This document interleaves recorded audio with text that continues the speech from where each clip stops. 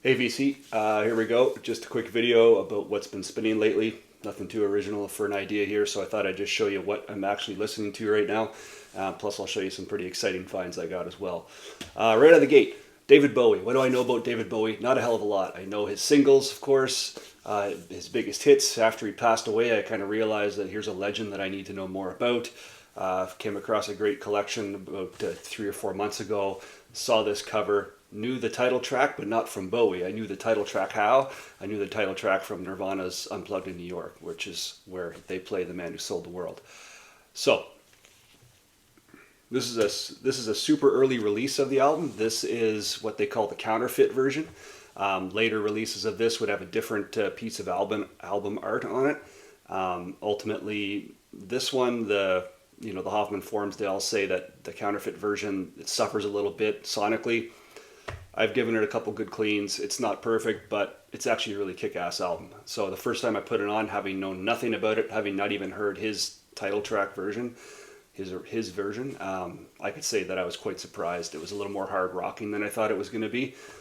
So I really enjoyed that. This album came out in 1970, 70 in the US, 71 in the UK, and I guess it was considered a bit of a flop. Didn't do too much. Then he releases Hunky Dory. Then he releases Ziggy, and all of a sudden it gets popular again. And then they re-release it with a different cover. So this is an early version of that. Really like this album a lot. Again, I'm pretty early into the Bowie stuff. Pretty late to the game, I should say. So if you know of an album, throw it in the comments of where I should go next. I do have access to a few more versions. I was streaming station to station yesterday.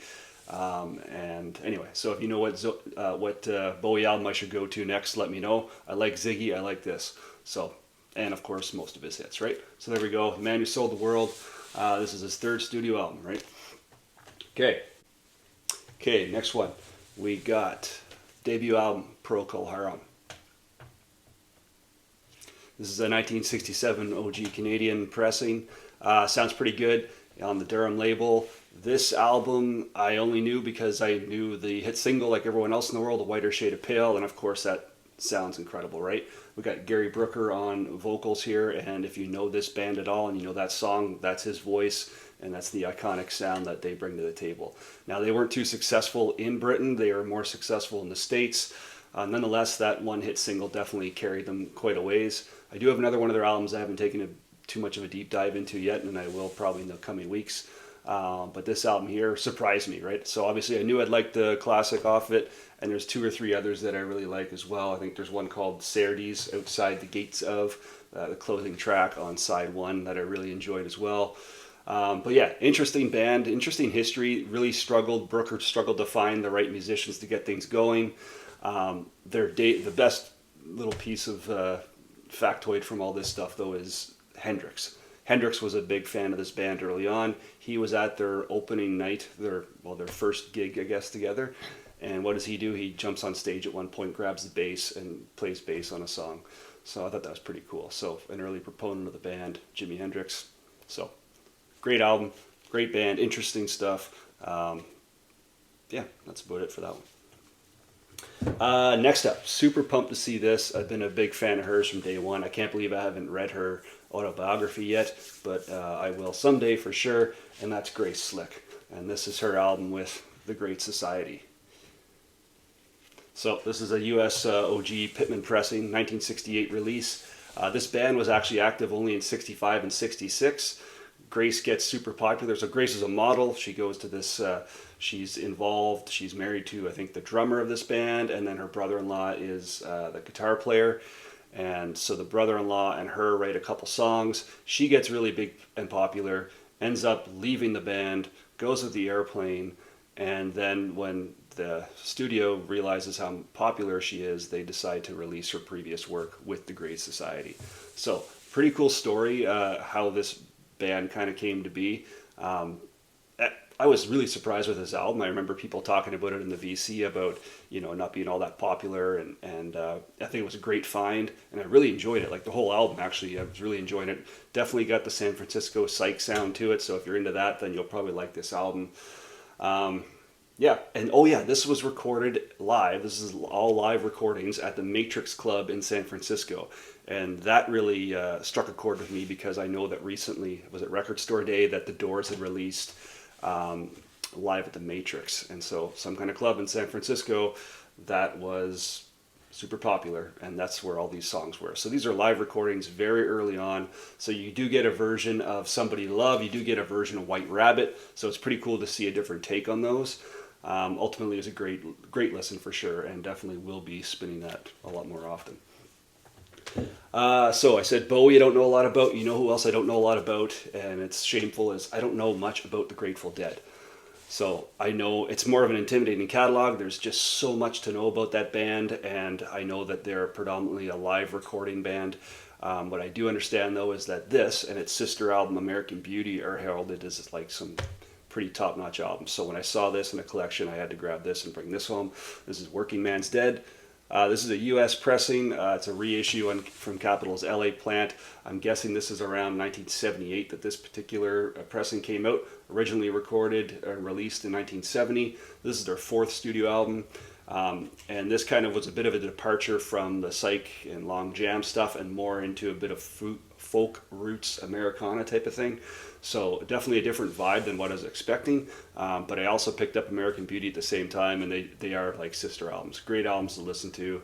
I was really impressed. I put this on and I thought I was going to be kind of not paying attention. Sure enough, it drew me in. Great stuff. And obviously this band has, you know, a huge history, so we knew they were good from the get-go. Right, so definitely want to dive more into that. Now, again, if I don't know where to go from here, I got American Beauty, I got this. People say Europe 72 is a good place to make entry with the live recording stuff. Let me know in the comments if you can suggest a Grateful Dead album. Again, I got this, got American Beauty, so I'm looking for the next one. If you like Crosby, Stills and Nash, you might like this, and I'll only say that because I guess Garcia credited Crosby, Stills and Nash for being a bit of an influence, so you do get a bit of that tone to it as well. Really cool stuff. Different, kind of out of my zone a little bit, but I appreciate that. Okay, Canadian content.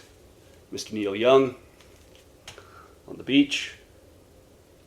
It's an OG Canadian pressing. This is 1974. This is Neil's fifth studio album, the second in what they call his Ditch trilogy, Time Fades Away, this, and then Tonight's the Night. This is actually recorded after Tonight's the Night, but they released Tonight's the Night after this one. Kind of rough sounding production a little bit, but you know, very Neil and very kind of, you know, Neil always sounds very down to earth when he's singing, right? It's you know, you can really connect emotionally to his songs and his lyrics, and this is no different than other albums in that regard. So yeah, and this was recorded kind of after that, like I said, after Tonight's the Night, which was kind of his sad, angrier period. So a lot of people will kind of identify a bit of a darker tone to this album as well, not like Tonight's the Night, but kind of a bit of a, you know, melancholy tone to some of the tracks on this. Great musicians though. This album's got Ben Keith and Tim Drummond, who you'll know from other Neil albums for sure. Always, you know, his Nashville backing band kind of thing. We also got Crazy Horse people on here like Ralph Molina and Billy Talbot, and then you also have Crosby and Nash on here as well. Rick Danko, Levon Helm from the band. So a lot of all-stars in this album. I was really impressed. Like, again, another album that I was aware of but never really listened to. Put this on and I was like, damn, I'm glad I have this album, right? So that's it. That's 5 albums that I've been kind of spinning lately. I do want to quickly show some of them that I'm pretty excited about that I picked up lately. Actually, the most exciting thing came in the mail yesterday. I do have some nitpicks about it, but ultimately I don't care. I got the album I wanted, and that is Pearl Jam's Yield. So this is the Vinyl Me Please pressing. It was supposed to be done at their new pressing plant. Delays, didn't happen. Ultimately, I don't know if you can see that, but the wax is looking really good on this. Really cool looking wax on that. Anyway, super stoked to have this 45 RPM cut. Can't wait to try that out. Haven't spun it yet. What else did I get? I got this, and I know this is pretty rare, so I'm pretty stoked on this. Tracy's album. Also got a really super clean copy of Bob Seger Systems, Ramblin' Gamblin' Man. That's the title track, and a wicked track to own for sure. Also got this one, pretty excited about. Blues and Ballads, Lonnie Johnson, Elmer Snowden. This is on the Bluesville Prestige. I haven't listened to that yet. Pretty excited though. I love old blue stuff, and that label I know is dynamite, so I'll be happy with that. And finally, another recent pickup that I'm pretty happy about. This is Springsteen's Darkness at the Edge of Town, and it's a white label promo. It's actually super clean. Anyway, that's it for now. If you're interested, check out Rob Northern Revolutions has posted a video. I might post it too and link to that. Ultimately, it's him and I exchanging albums that we're going to listen to, and then we'll do a live stream and give feedback to each other on each other's recommendations. So that's it, VC. Thanks a lot. Spin it often, spin it loud. See you in the next one.